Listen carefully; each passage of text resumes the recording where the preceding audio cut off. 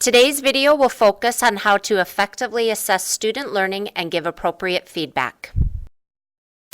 To really dive into this material, our mindsets need to shift from what we teach the students to what students have actually learned. To effectively assess students' learning, we need to take the temperature of the room regularly to see if what we are doing is working or not. Each student learns differently, and even though the lesson is working for some, it may not be working for all. Formative assessments such as thumbs up, exit or entrance slips, individual whiteboards, or a turn and talk are a few quick ways to check where your students are and give the teacher an opportunity to adjust if need be. You will be receiving a handout that includes multiple quick formative assessments. Look through the list and try one you haven't used before to switch it up in your classroom and get some valuable feedback for yourself. Formative assessments are a great way to collect some quick data on your students and give great feedback for the teacher. However, how you use that data is the key.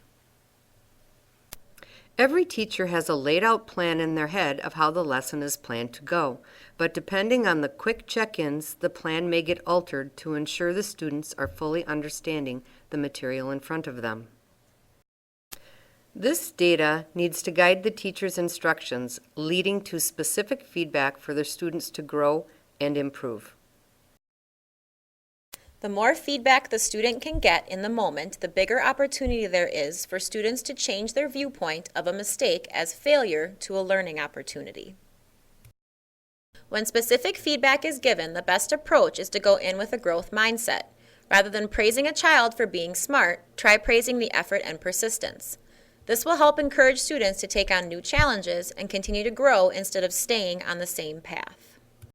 Instead of saying, "Good job, you are so smart," an example of specific positive feedback could be, "I'm really excited you are stretching yourself and working to learn challenging things." Instead of saying, "I have said this 3 times, haven't you been listening?" An example of constructive feedback could be, "Thank you for owning your own learning. Let's work together and find a way that works for you." This may seem unnecessary, but put the idea into the context of teacher observations. If following your observation, your observer just sends you, "Good job, you are so smart," it may initially feel good, but in the end, it does not give you the feedback you need to grow. Empower your students to believe that they have it in them to excel at a skill if they put the work in. Help them understand that depending on the skill, they may need to put in more or less work than others. Everyone learns differently. If they keep their focus on themselves and what they need, they will see growth over time. The more specific our feedback is, the easier it will be for the students to diagnose their challenge area and find the resources to work towards improving it. Then, through continuous formative assessment, students can see their growth over time and begin to understand how to apply their teacher's feedback in a way that leads to their success.